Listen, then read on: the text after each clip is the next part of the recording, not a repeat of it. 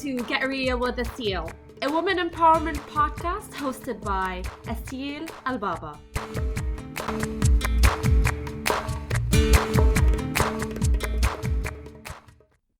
Hello and welcome everybody to another episode of Get Real with Asil. Today is Monday, May 22nd, and I'm actually sitting in a beautiful island called Paradise Island in Bahamas. I'm in an ashram founded by Swamis Sivananda. So for those of you who are not familiar with what an ashram is, it's a holy place where people practice meditation and yoga, and it's founded by the Hindu practice. This specific one was started by Sivananda, who was one of the greatest yoga masters of the 20th century.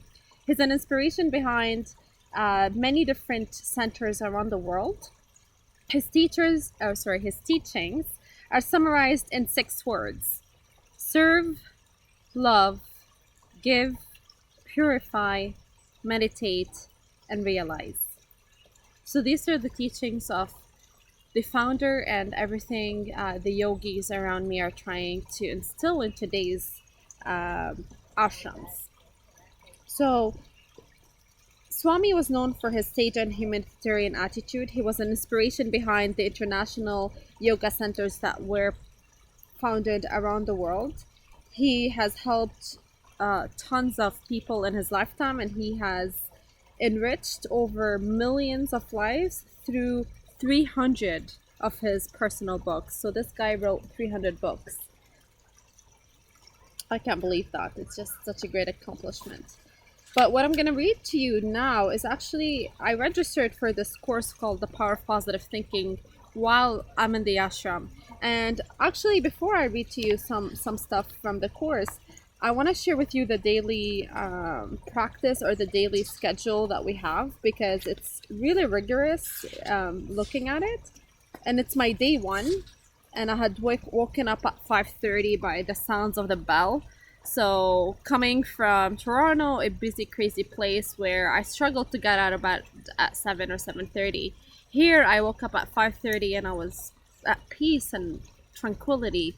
And it just puts things in perspective. Like, we have so many limiting beliefs on what we can do and what we cannot do. And sometimes when we just change the environment we're in, we're changing everything about our capabilities. And our limiting beliefs sometimes diminish on their own.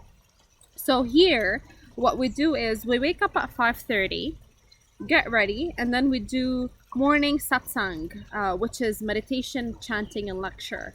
Satsang, in literal translation from what I was told, means the community coming together, basically. So the whole community gathers in a holy place where people chant and meditate, and some yogi would share a lecture of something of wise wisdom words at that day.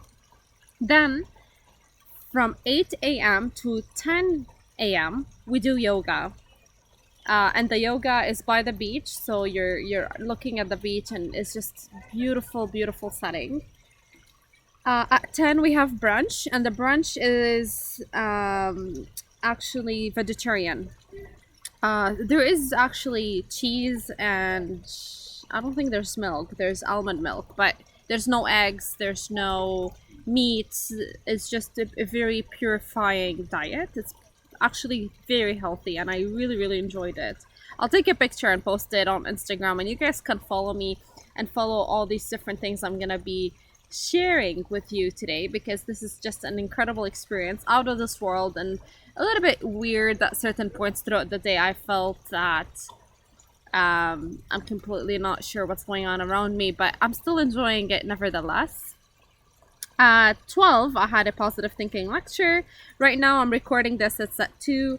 I'm just relaxing. So from now until 4, you're free to do whatever you want. There's actually a beautiful beach, because we're right on the island, and you can go for a swim, you can read, you can, do your own exercises. And then from 4 to 6, there's another yoga class. So technically there's 4 hours of yoga classes a day. You're free to participate in whichever ones you want if you're here. And then they serve dinner at 6. And then they do another satsang, which is meditation, chanting, and lecture. So if you followed this through, you're only eating twice a day. That's what they believe is the right diet. Unlike, there's all different sort of diets and regimes that are around the world, but this is really what happens in an ashram. Now I'm gonna share with you the benefits of yoga practice by Swami Sivananda. So the founder of this ashram himself said the following about yoga. Life today is full of stress and strain, of tension and nervous irritability, of passion and hurry. If man puts into practice a few of the elementary principles of yoga, he would be far better equipped to cope with his complex existence. Yoga brings in perfection, peace, and lasting happiness. You can have calmness of mind at all times by the practice of yoga. You can have restful sleep. You can have increased energy, vigor, vitality, longevity, and a high standard of health. You can turn out efficient work within a short space of time. You can have success in every walk of life. Yoga will infuse in you new strength, confidence, and self-reliance. The body and mind will be at your back and call. So it's actually very interesting because I'm just starting to become more a fan of yoga than I ever was before, and I can already see and witness the ripple effects of this practice into my daily life, especially that I consider myself somebody with high energy, but this energy sometimes make me lose focus. So bringing things back into a space of peace and self-love and just reflection is very important. I'll read to you another paragraph by another Swami who talked about yoga in your life. His name is really hard to pronounce, so I'm gonna try. Vishnu Dev Anand. Okay, I think I got it. Vishnu Dev Anand. So he's also a co-founder with Sivananda. And he said the following about yoga. And just a side note, both of them come from North India and they've spread these lessons worldwide. So he said, many people are at first drawn to yoga as a way to keep their bodies fit and supple, good to look at and to live in. Other comes seeking help or relief for a specific complaint, like tension or backache. Some are really impelled by a sense that they are not getting as much out of life as they could be.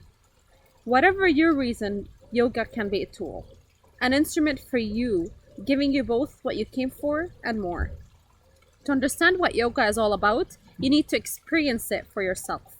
At first glance, it seems to be more than a series of strange physical postures, which keep the body lean and flexible. But in time, anyone who continues with regular practice becomes aware of the subtle change in the approach to life.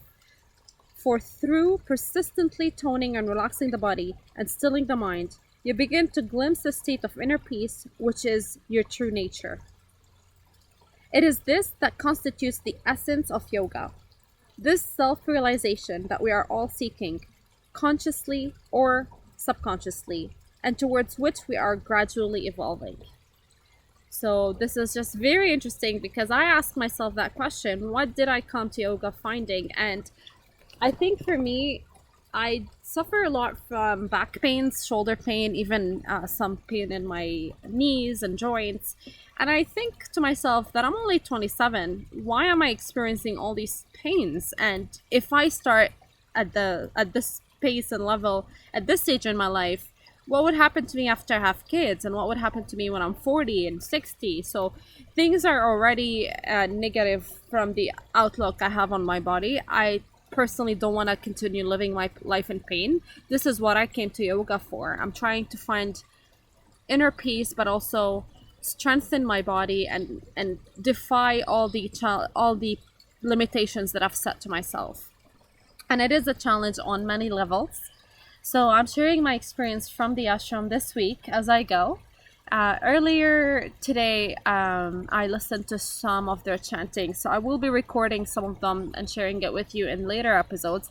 But what I'm also curious in doing is maybe talking to some of the people that came here, because there's about 100 of us, if I'm not mistaken, and they're from all walks of life, different places in the US and Europe and just any place you can think of. People visit ashrams all over the world looking for certain answers, and I'm just curious to what their questions are, but also I'm curious to what their mindset is coming in and how things evolve as they're leaving.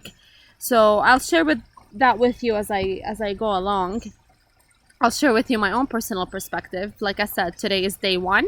So the mindset I came in is just to be open-minded and to experience everything in the beautiful colors it is without placing judgment on it, no matter how weird it may look or different it is from what I'm accustomed to. So as an example, I had this course of positive thinking, like I mentioned, but before we started the course, there was some chanting to bless the material that we're going to be studying from. We had to do some tours around the temple, and we had their version of a priest. I think they call him a Swami, but I'll double check that. And he put something on our forehead, like a white line and a red dot. And this is the first time I actually had a red dot on my head. I've seen it before in Hindus, and I never understood what it really symbolizes. But it actually is a form of blessing, and for you to invite the positive energies and positive spirits around you so that you're contributing positively to yourself and to the society around you as well.